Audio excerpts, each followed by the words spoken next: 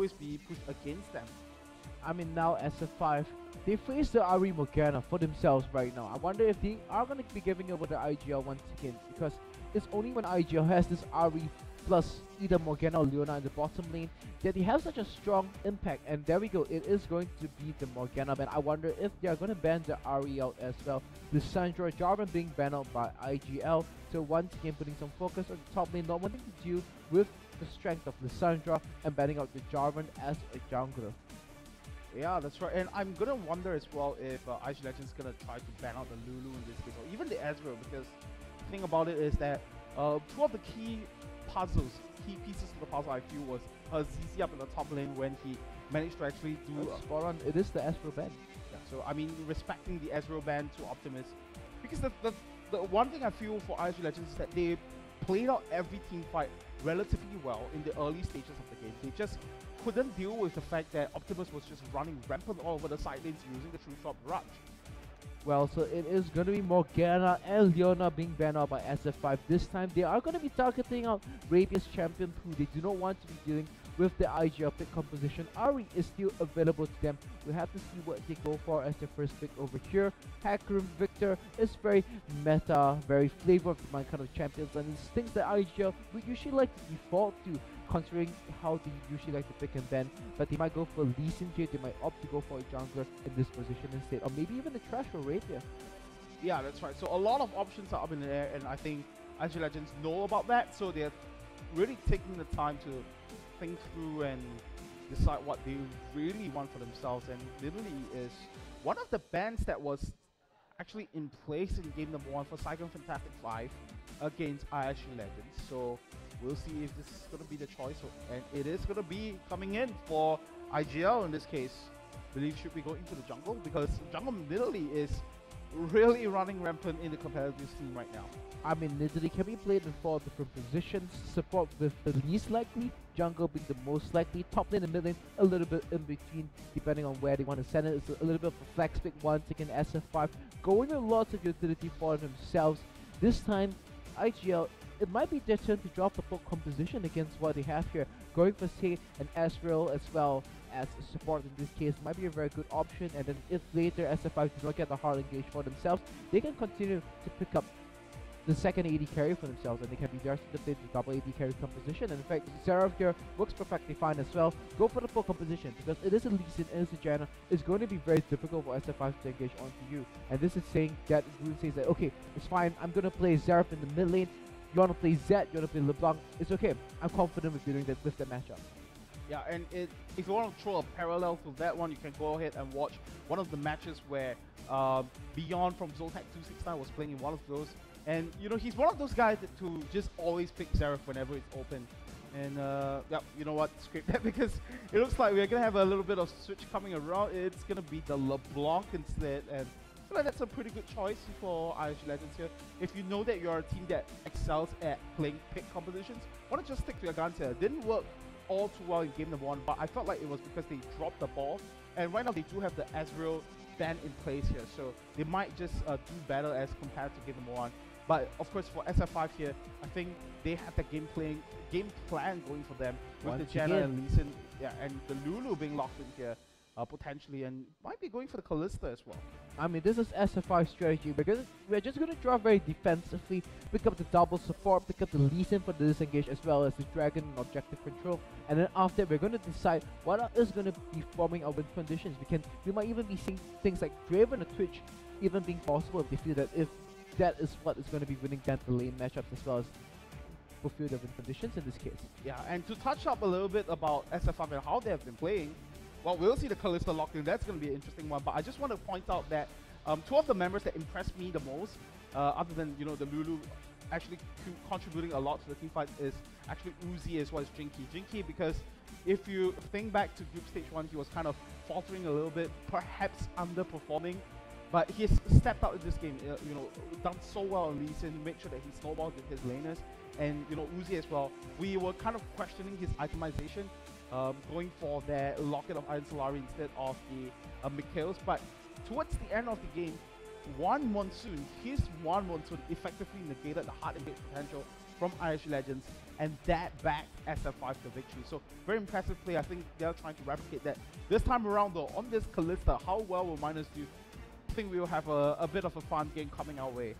But the thing here is that IGL, they're going to be blind picking the mid laner as well as the top laner into one, but SF5 has to arrange for themselves over here. It looks like they're going to be going for a safer pick in the fall of the Maokai, wanting to go once again, big composition available for themselves. This time it's not the very daily Ari Morgana, but it is going to be the Maokai Annie as well as the LeBlanc. Is something that the team fair bit, they played a fair bit with any support as well as LeBlanc in the mid lane, and the top laners such as Lissandra and Maokai. If they're able to secure the vision, this time hopefully Rapier buys the Oracle Stance, and maybe they might be able to find success against SF5. And this time SF5, they're going to be going with the Rumble in the top lane counter.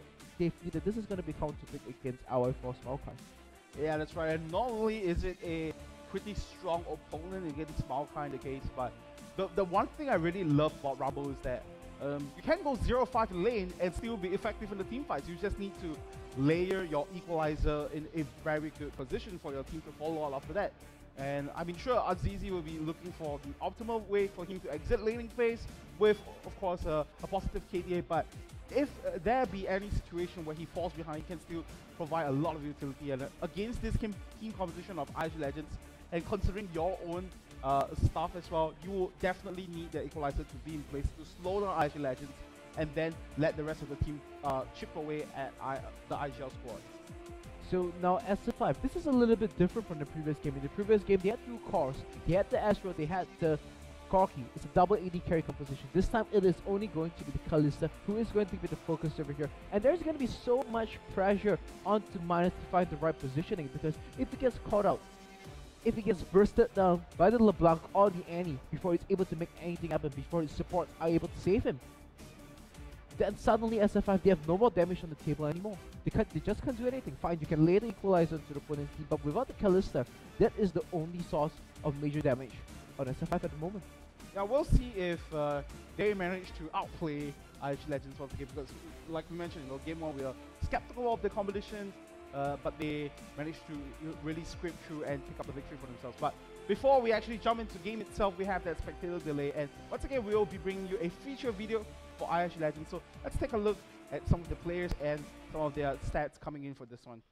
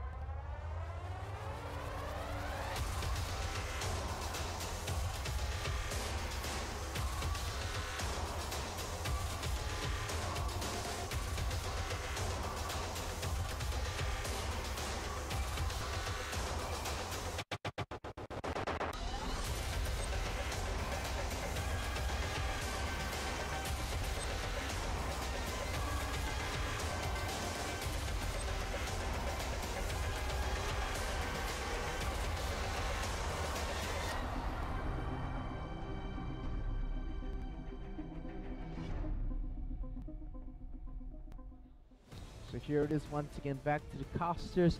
The key play to look out for in this case is our 4. This time not playing his very carry-centric champions, let's say Aurelia, Rice, or say Rumble.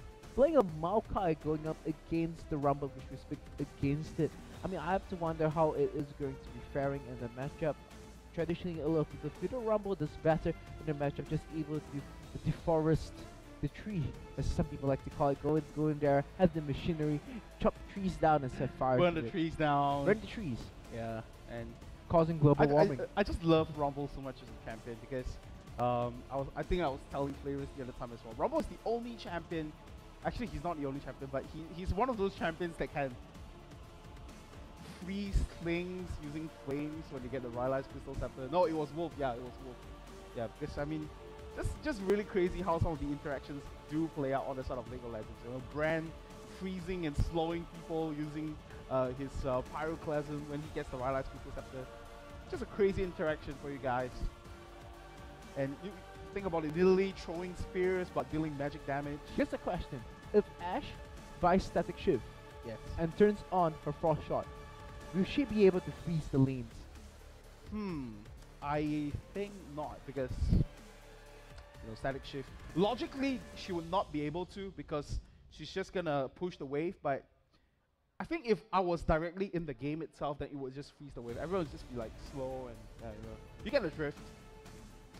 Well, we have to see if the execution of IGL can be as cold as ice as all these freezing that we are talking about, because they definitely need to step up a little bit, especially towards the mid and later stages of the game. They're once again going for pick composition. It isn't your very comfortable Ari Morgana that we've seen him play so much. This time running Annie LeBlanc as well as a Maokai on top of that. He has some decent lockdown, but the question is, will they be able to find the Callista? Yeah, that's right. And I think, speaking about ice, they have to be very cool-headed coming into game number 2. The good thing going for them with this jungle Nidalee as well is that a lot of pro players around the world have been picking up this jungle Nidalee because of her innate late game strength. When you do get those couple of items in, you get those AP stacked up on your end, you will just be as devastating as one of your laners. So I think in that sense, Hallelujah just have that late game insurance bot for him. And the good thing as well is that in the early game, when you want to when you want to land those skill shots, you will have the assist of your teammates in order to actually lock down the laners for Saigon Fantastic 5. You have the Maokai, two-state advance, and the root coming in from Rune, of course, and of course with Rapier coming into the lane, he's gonna be able to stun lock Uzi and minus down should there be a need to. So Hallelujah chucking some spears out his opponent's jungler, in fact dealing some damage to Jinky, causing him to recall over there. Now LY4, it looks like he will be starting on the wolves for himself. That's going to be helping him rush to level 2. And we have to see what both of these two teams will be able to make out of it. In fact, they will be going for a lane swap over here. This is rather interesting because Janna Callista doesn't really do that too well against Annie Graves. And considering how much work Rapier has been doing in the support position, this might be a rather good and interesting option the SF5 is doing. Yeah, but I do agree with this decision from a Saigon Fantastic fight right here. The thing about Callista overall as a champion is that she has a lot of late game potential, but her early levels 1 to 6 is just so horrendous. And I think going up against Grace in this situation is the most ideal case is in fact to go for the lane swap. And we did have Azizi around the area to try to spot out where LY4 is as well, and it looks like it is going to be Uzi as far as minus. Actually, they were trying to do the front camp here, but kind of dropping the aggro towards the end. But Uzi will be there to secure that last bit of goal for himself. So it's going to be a lane swap in place. LY4 going to be up in the top lane, and it's going to be quite zone intensive from both Minus and Uzi as well, just considering that they're both ranged champions.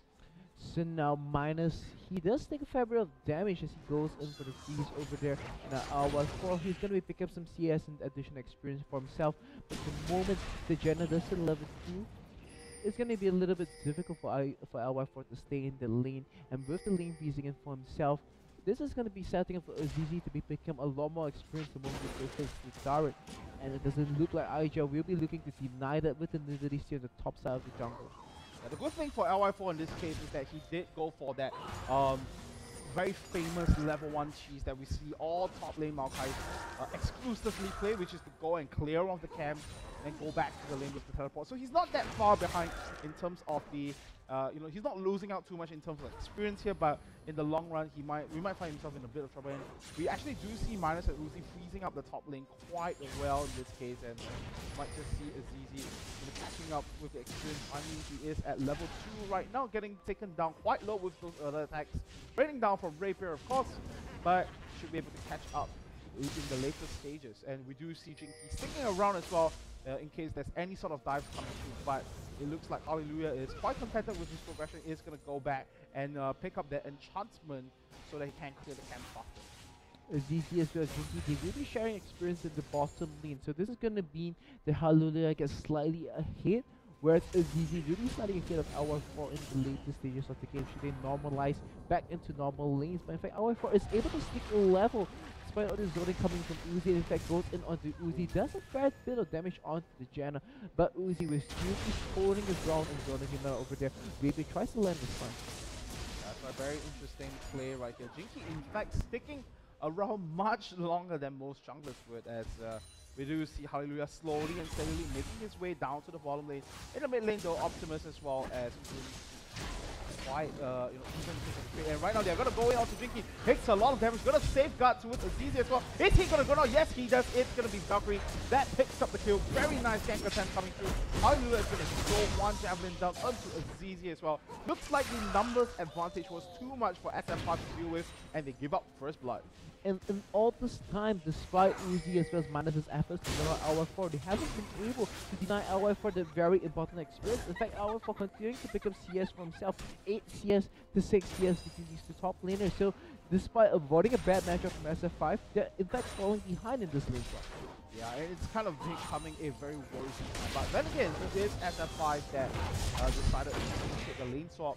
And the thing is, after game number 1, I'm looking forward to see how they play from behind. It's one of those situations, once again, where they might not start off with a very good note here, but they would eventually come back with a better game plan here. Will they be able to execute it this time around? We will have to wait and see. It's all a big question mark left up in the air. Minus might find themselves a little bit of trouble over here. In fact, he tries to bait LY4 into going aggro onto him with Uzi as his backup.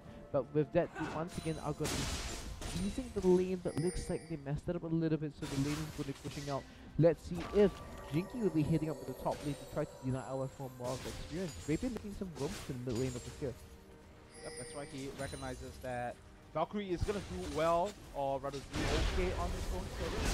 Moving to the lane. Right now, we do have Hallelujah flashing away from the likes of Jinky there. A bit overcautious, I feel. The flash might not have the necessary, but it's just to make sure that he does not get taken down whatsoever. No fallout through from Saigon Fantastic 5 as well. But currently, it is IGL Legends who has a small lead in for Hallelujah. Moving up to the top lane right now, there is both Uzi. They do not quite have the vision on where Hallelujah is. Face tracking right here. No fallout from LY4 though. The Fate's Call, in fact, going to be activated from Minus as well, just to make sure that his support player is going to stay alive and away from danger. I mean, again, of Jofi coming with the Callista ultimate, I feel that that is a true utility rather than engage potential that people seem to be hiding by the Rabbit. But speaking of the engage potential, Callista Janna is a little bit of a surprise monsoon that you can pull off. Callista just jumping in, finding the position, and then Janna can find the position that she wants to be with the free flash that she gets in order to get a very good monsoon to split up the rest of IGL. Yeah, that's right. In Saigon Fantastic 5, they do recognize finally for the fact that the lane swap, it's not really working out for them, so they will switch back to the normal lanes right here. And they will try to make the best of the situation. Because multiple members are grouped up in this area, so they will try to pick a free dragon for themselves, but we do have Root in the back end. Hucking out Optimus as well, and it looks like Saigon Fantastic 5 might have taken one too long to try to take down this defense. We do see the teleport coming in from LY4 as well as Azizi. Not following suit on that one. It might be the case that Saigon Fantastic 5 are quite comfortable at the positioning. Minus getting chunked down low, and on the back end, Uzi getting called out right here. We'll have to flash out of there in order to get Jinky in. A lot of time wasted on both teams here. In fact, Hallelujah getting chunked down quite low by the Dragon aggro, and it looks like it's going to be Saigon Fantastic 5 coming back once again through the Dragon pit to look to pick up the pieces with now Azizi hitting that level 6 stage as well. It looks like IGL Legends have finally give up the space. On the side. And will he be able to start this one off though? I don't quite think so. It will be Jinky to pick this one off. And on the back end, Optimus picks up the kill onto Hallelujah as well. Just overstaying his welcome is the jungler of IGL. Very careless play from Hallelujah over there. He only fails to steal away Dragon. He found himself in an awkward situation. Standing on top of Ward, Optimus flashing in to pick up the kill with the Ignite onto him. IGL once again faltering on the execution around the Dragon. Kind of a danger.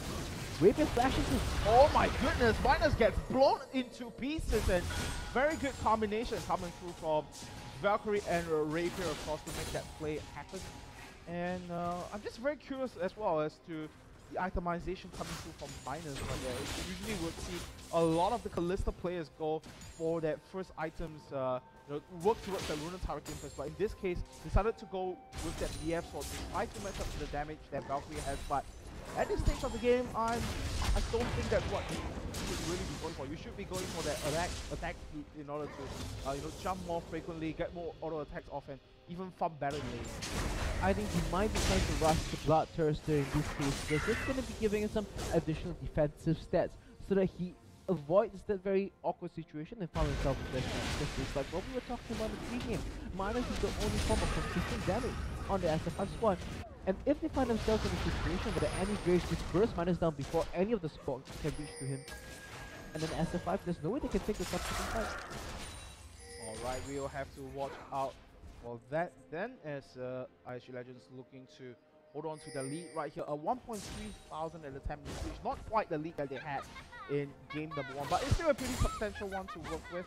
And Optimus, of course, the only one picking up the kill so far. Still lagging behind from CS and Tatooine. And up the top lane, we do see Azizi finally catching up to that CS score to LY4 after that long dragon attempt that both teams, they were really dancing around the dragon pit, and that resulted in a lot of free time for Azizi up in the top lane to just farm up. And that's really helpful. Nothing getting blown up into the air, taking a bit of damage from the Ren as well, so be quite careful about his positioning right there. Rapier once again positioning in a very aggressive position. Now we actually see the jungle of SF5 hitting up and then putting some pressure onto Luke. As I mentioned, the moment they don't get the Ari Morgana, IGL, they don't look as close to Yeah, so we'll see if they'll be able to overcome this problem. Hallelujah in the mid lane to defend things out for his mid lane. So we'll see if he'll be able to. Looks like he will be able to buy some time for his mid laner for now. Rune is going to return to lane very, very shortly with the completed Morello Nomicon as well. That's going to be so important in the next few minutes or so when the fights do eventually break out, as Hallelujah is going to try to finish out on Jinky. Getting kicked away as well. Will Hallelujah find the follow-up? Rapier's going to come in. Will the support player secure the kill onto Jinky? It's going to be Valkyrie that secures the kill. Killing spree now for Graves at this stage of the game. Very good score line for him, and almost a 20 CSD for him over Minus as well. 3-0 on the Graves. Now with the great buff as well, I would have to say things are looking pretty good for IGL. I mean, I was just saying that they didn't look as solid as they usually do when they have the Ari Morgana, but now with 3-0 on the Graves with Valkyrie, he's going to be putting a very solid performance and making sure SF5's Minus doesn't pick up too much damage in the early stages of the game. Yep, that's right. Up in the top lane as well, we do see LY4 and Azizi returning to lane. One was the practice call, and the other was the on-thing guys. So, still feel like LY4 is going for the right item pathing here with that. Oh, hold on now. Down the bottom lane, we do see Rapier picking up the kill onto Minus, and we do see Tibbers coming into play as well. So, believe that was exactly what happened there. We do see the collateral damage being popped on the side of Valkyrie, so it would just have been a matter of clean burst damage coming through from the bottom lane duo of IGL. So Minus, he just gets blown up once again, Uzi in fact popping so many spells but unable to do anything. The exhaust burst helped him at this point of time, because if you don't drop it before all the burst damage is dealt, you're not going to be reducing it. Don't like the item choices coming through from Rapier at this stage. Instead of going for that Sidestone Rush, he decides to go for the Boots of Mobility, and we have seen how that has done work for IGL. 4-1 in terms of kill count, and almost a 4,000 goal lead at the first, the 15-minute mark as well. So we are at a stage of the game where it looks like IGL might just grasp control of the early 20 minutes, like what happened in game number 1. We'll see if they will be able to on this one. We are gonna throw down the Javelin down onto Uzi, deal a substantial amount of burst damage. As in the mid lane, we do see Rune chucking down Optimus as well, so he's got to be careful of his hits as well. With the Optimus perhaps going to get tongue out here. Wild Growth and Flash being blown here. Optimus very, careful with his position. He's going to blow both two down here, and it looks like IGL is going to capitalize on that. Going to take down the first turret in the mid lane over here, and looking to position towards the jungle of SF5 as well. Going to take away every single objective as it can. We know for a fact that they are here for level and experience as well, but let's see if they will be able to challenge for the dragon once more. In fact, adding insult to injury by picking up a small sentinel for themselves, IGL, they find themselves in a very comfortable 4,000 goal lead only 14 minutes into the game. And now the second dragon will be spawning. IGL, they have vision onto this. It felt like they almost fell asleep on the timer, and now they see SF5 grouping around it. It's a good reminder, and now they're going to be staying to contest this one. Buying some time for Luke to get his next set of items as he tries to go in on the LY4. That's why LY4 does not have that much mana as well, so he's going to recall off of that one. And the rest of SF5 is going to choose to back off for now. And so it seems that both teams does not quite want to challenge the Dragon for now. Especially for SF5, they know that they are behind in the game. About 4.5 thousand right there. So will choose to go for the safe approach, shuffle out the waves for a little bit before coming around the Dragon Pit area. I mean, IGL, they're going to be in the driver's seat for a very, very long period of time. Right now, SF5, there's no way they can take any fights at all because the only damage source, the Kalista, is 0-2. Went for the Berserker's Greaves, only has the gear slot available. Compared to the AD carry counterpart 3-0, Infinity is completed already. Minus is just going to be melting into the fight without making any attack at all. Yeah, that's right. So, right now SF5 is in a position where if they don't do anything drastic, the game will slowly bleed away from them. So, I'm just curious as to see whether they will be able to put up the same performance that they did in game number 1, where they just kept the goalie very close in terms of objective itself and CS itself. But right now, it does look like it is IGL who perhaps might be out of spite or whatever the reason is, but they're looking much more composed in game number 2. And I think it's just a good sign to see when they want to try to show off things out with SF5 scores. I mean, I'm really feeling very anxious for SF5 at the moment because it's a really difficult, very uncomfortable position to be in, and now suddenly your Kalista, she's 0-2. She only has a BF slot, she doesn't do any damage. For the next 10-15 minutes or so, you're gonna have to buy all the time for her to farm up against the laning opponent who has got so many major items already. So there's gonna be a lot of pressure for Jinky as a DD to make something happen with the big ultimate. We do see Valkyrie squatting around the top side area. I'm not too sure this is going to be the best investment of time for the solo laner, or rather the dual laner of Valkyrie, because he's not spending this time CSing, he's not spending this time on anything substantial whatsoever, but it looks like he's going to commit to this play right here. LY4 is going to look for the best opportunity to go down here. Azizi, I feel like he does know something is going wrong right here, and if not, he won't be playing this dancing game together with LY4 for his Valkyrie. So he's going to take his own time, but the rest of the team is wrapping around the corner to back him up should anything go wrong. Jinky as well as Miners are slowly wrapping around. We see Hollywood coming back around here as well. Valkyrie is finally showing his face right here. Looks like the focus for IG Legends this time around is going to be on the top lane turret. Might see a 4v5, sorry, a 4v4 skirmish coming through around very here. Does have his flash, does have the Tibbers out of so we gotta watch for his positions right here. He's going to be the one to ring the sounding bells for the fight to break out. Now it's going to be a 5v5 back and forth in the top lane for a little bit. IGL, they have the advantage, they have the poke coming with the release spears, but it looks like they will be backing off for now. SF5, they don't really want to give this turret up to IGL just yet. Right, so it's down to about half time. Valkyrie still doing his best to chunk this one. Now does have a lot of damage backed up with him, but looks like it's going to be a futile attempt. SF5 is going to back away for now. The extra movement speed coming through from Uzi is going to be quite helpful to help them in their escapes right here. But IG Legends looks like they want some more. They're going to wrap around the corner right here. And here comes the flash shippers on the back end. Uzi just gets melted down instantly. And now Optimus is going to be the next target right here. Little Lunch is going to slow things down, but on the back end, Uzi's going to have enough damage. A huge equalizer is going to come through, and that's going to secure the double kill onto Azizi. LY4 now finds himself in a lot of trouble, but now it is going to be ruined, and Valkyrie picking up the kill right here. Jinky is going to dive right back into action once again, and now it is going to be Jinky going up against Minus. The team has enough damage. Very nice sidestep to go away from the Sonic Wave, and it is going to be Valkyrie staying alive. A 3-for-4 exchange coming through for the side of Saigon Fantastic 5. I mean, they did win the fight, but they still found themselves behind in gold overall. But I think there was a good amount of gold at SF5's pocket, and this is what happens when IGL, they go on to the wrong target. They went in, they caught up the spot, that's fine. Uzi drops, and he just eats all those chain lockdown that they need to be landing onto Minus or Azizi. Yeah, and it all goes back to the pick and ban phase once again. And the reason why this Rumble pick just does so much for SF5 is he came into the fight late, trying to lay down that crucial equalizer to chunk the health burst of ISG Legends, that we saw how quickly they fell once that ultimate was up. And I have to say that was a very good play coming through from Azizi. I mean, there has to be a very large bead of sweat. The Manus is wiping off his forehead at the moment. With his next back, he's going to be picking up a fair bit of items over here. Let's try to bring the item overlay up once again. Let's go. Items appear. I want to see what Manus got.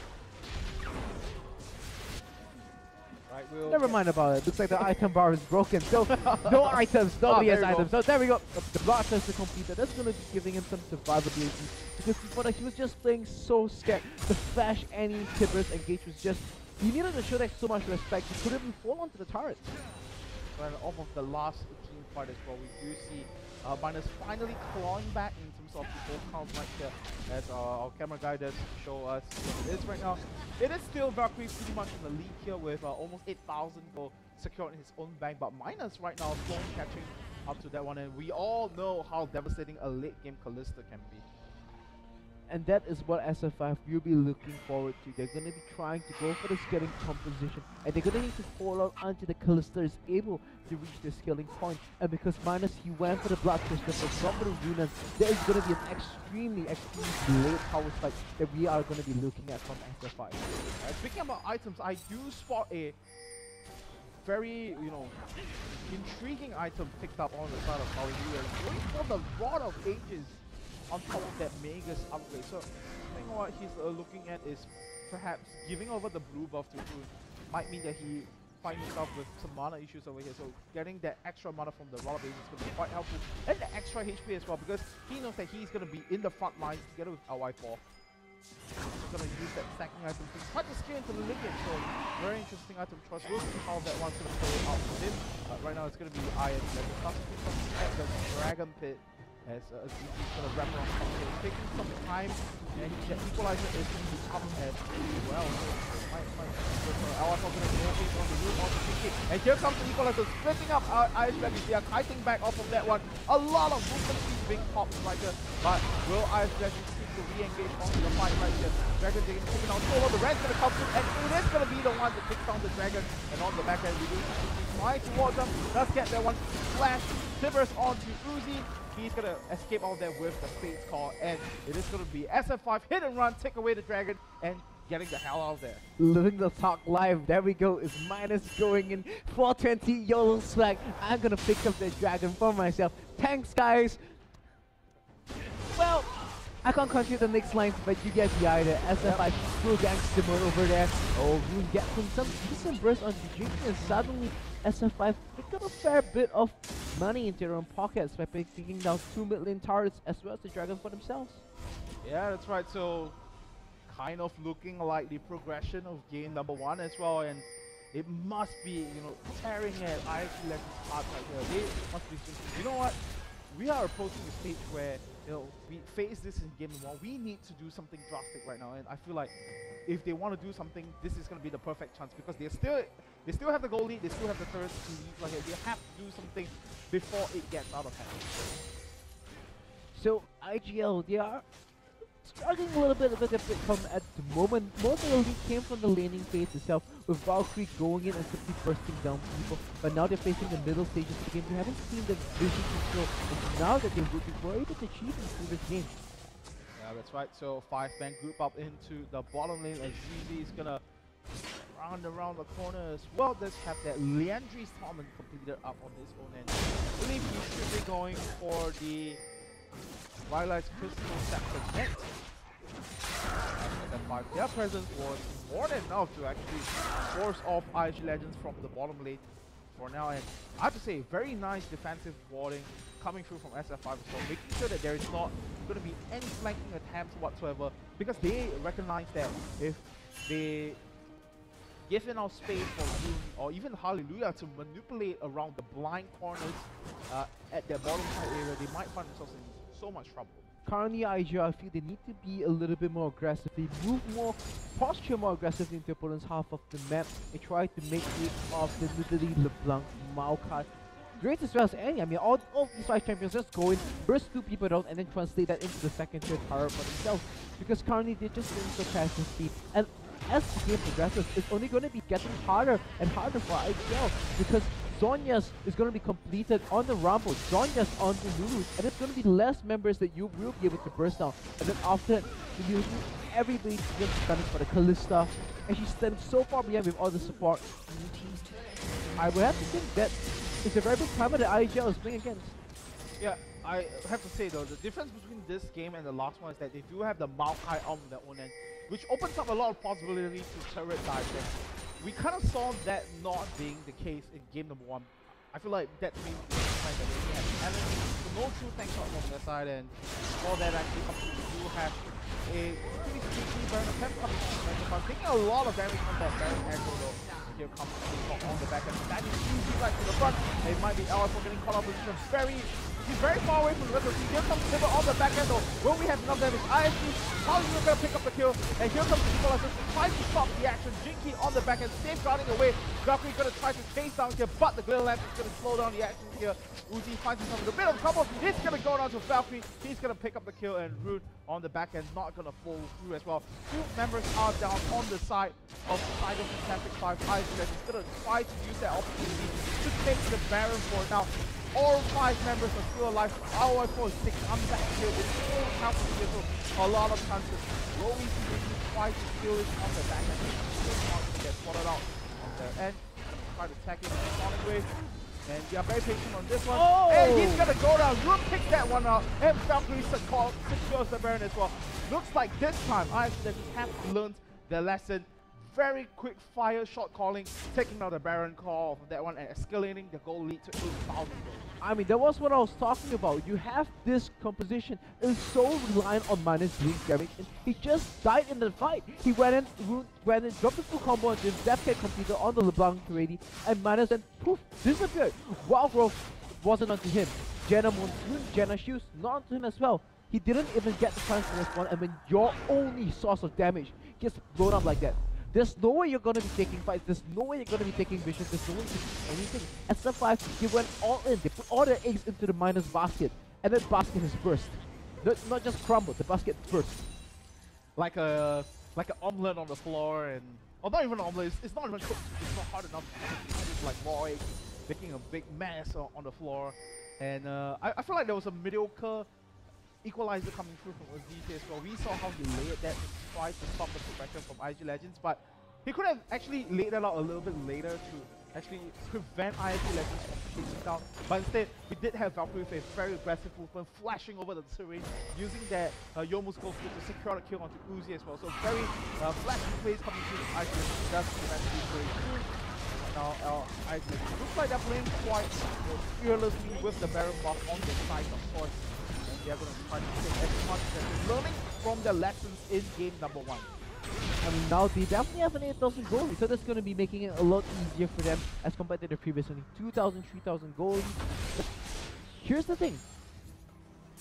SF5, I have to feel they've drafted themselves into a very awkward position. And now with Minus just so far behind, he has completed the Renon's Hurricane, and now he's struggling to get whatever defensive item or additional damage that he can. Who wants to get some damage onto him?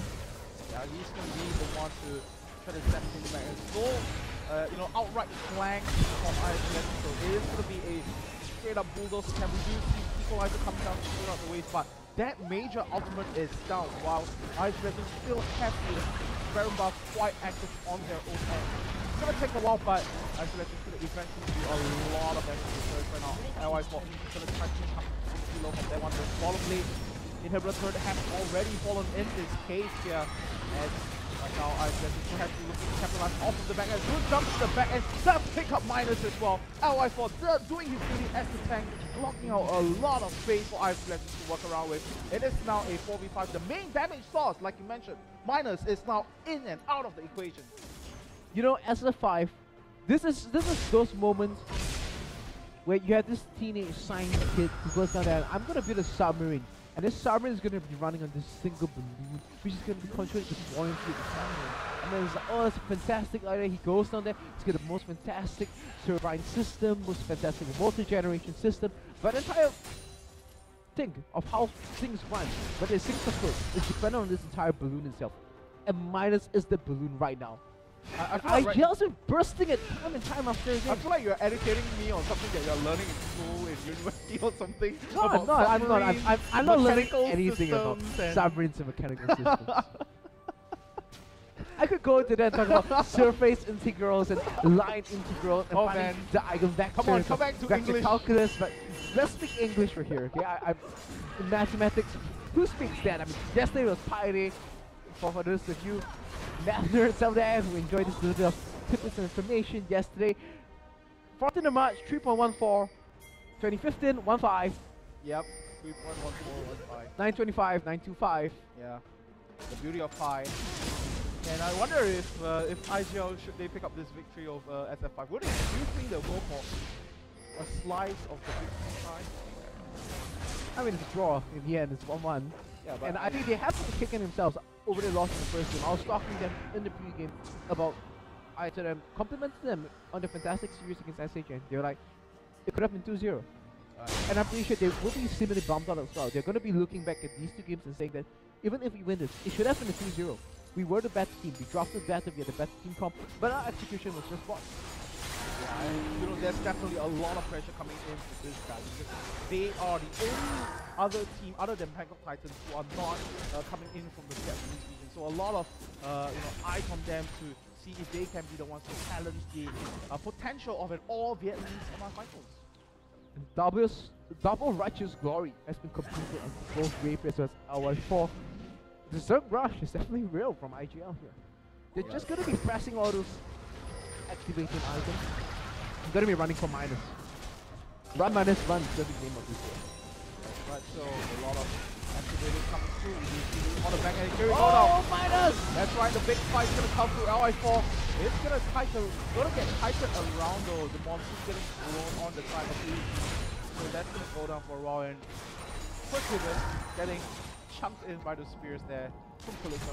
But the damage has already been done. Top lane, second turret does go down in ISG Legends favors, and a huge wave building up on the bottom side of the map, and it will be both Optimus as well as Azizi being called in for defensive duties, and that might actually give a lot of opportunity for ISG Legends to pick down yet another inhibitor turret unconnected on the side of SF5. Now I've offered of that one as well, going to stand right at the front, and will we see the kick coming through? Jinky's going to get melted down, straight here, picks up that kill, and right now they are going to take down the top lane inhibitor. That's going to be 2 inhibitors down for these guys. SF5 looks like they are in so much trouble. Uzi's going to take a stab in the face as well. Rune on the back end, trying to assassinate the support, but not quite yet. Oh, we do see the fail jump coming in from Rune, but that's not going to matter. Valkyrie's going to be happy to pick up the kill on the back end. We do see Hallelujah chunking down Uzi as well. The Q has been popped. Everyone's going to get out of there alive. ISG Legends take yet another objective victory. I mean, I was talking about it. The Zonya's Hourglass should have been the very key item to SF5. Should be trying to rush in this kind of scenarios. But that was delayed. He went for Abyssal Scepter instead. On the Rumble, the Lulu had the Nilus Large Rod. Was about 1,200, 1,300 gold from completing that item for himself. Opted for the Death Captain state. I have to feel very questionable draft. Very questionable itemization coming from the Yeah, that's right. And they decided to bring the Kalista off the cabinet as well. And they were the ones who initiated release. So this kind of throws me back to the time when BKT actually played yesterday. They actually initiated a lane swap as well that kind of botched up for them. So they're going to need a lot more practice when it comes to this sort of situations. So now, SF5. This in a very difficult scenario. Now IGL, they really try to season. Oh, minus. Chunking down. They just come so low. The Q and the Mimic Q coming in from the LeBlanc, the of Melis, and the Mimic one. It drops into about 10%, and without the Kalista, IGL can actually just rush this star without anything. But looks like they're going to be playing it safe for now. They do not want to end up throwing the game, and they're just going to be waiting and picking up the open inhibitors for now. That's right, top lane have a massive wave pushing in their favor, and you see Hallelujah and his javelins do pack quite a punch right now. The needless large shot, the really good upgrade, and even the board stuff doing a lot of work for this game. When our equalization comes through, also finds himself in a bit of an awkward position, but no matter whatsoever, he's still the tankiest member on the side of IGL Legends. You see a lot of rank stacks now on the side of LY4. Looks like they will not commit to the fight as of yet. But the next two turrets are slowly falling on the side of SF5. They have to do something drastic right now. Wild Growth does come up on a minus as well. And the Super Minions are just doing the job, finishing the game off for ISG Legends. And everyone else on the side of SF5 forced to come in just to defensive duties. GPs over there. They have to concede the mid one over, and all this are eventually gonna fall. I feel like he's gonna focus on the bottom one as well. Only one Nexus turret is left standing. LS1 is just gonna soak up damage. He does not care at all whatsoever. He is happy to soak up damage from the rest of the team. And Tibbers is now gonna come back down as well. Uzi takes so much damage. Monsoon is gonna come down as well. He's gonna go down. It's gonna be Room picking up the kill on the back end right here. Optimus trying to do a lot of work. He do take little lunch to slow down the pace of the game, but is that gonna be enough? 30-second timers are gonna come through from Azizi and Uzi, 3 members still alive, and I think IGL does have this pretty much in the bag. Gonna go back home, do the finishing touches. This should be the game for them. This is just a slow march to victory for IGL at the moment. They're going to be returning back to the base, picking up whatever objectives, whatever fast as they do please. The Dragon, the Baron, red buff, blue buff, 1 buff, 2 buff, purple buff, pink buff. Anything on the map, the rainbow buff is going to be available. Like the Dr. Seuss buff if you got it right. Oh man, and SF5 man had a very good game plan. We were talking about it post game number 1. We were saying it was a very technical victory for them in game number 1. Oh, the Ransec bonus and kill the super minions minus the supposed hyper scaling carry that SF5 dropped the default position around. Just doesn't do enough damage, and investing the rest of the team's resources into him just isn't paying off. Just looks like this time around, game number 2 just wasn't Saigon Fantastic 5's fate's fault. I wouldn't even say it's a fate's fault. They did it themselves. They put themselves in this bad position, and well, that's true. That's Rune's gonna, well, Rune's gonna fall, and well, Rune's gonna fall. I'm just so surprised at this point now. You know, why would he be at that point? I guess he was trying to establish some wards, but you do know that your base is being terrorized right now by the double super minions, 6 super minions per wave. IGL now, this should be the closing moments of the game right here. They have to go in. Onto Jinky, he does go down. LS1 picks up that kill, and the next turret is gonna fall as well. Everyone just grouping up in the fountain area of Saigon's Fantastic 5. They do take down Minus as well. And I feel like the 2 minutes are had enough. They are going to finish the job for them after. And it is going to be IGL tying things up against Saigon Fantastic 5 to make it to a 1-1 series. I mean, IGL, they have all these flashes of brilliance. They definitely are able to step up their game when they play against the top level competition. When we saw them play against some lesser competition, we questioned them. They said that this doesn't look like the IGL, the championship IGL that we see dominating the Singapore and Malaysian scene.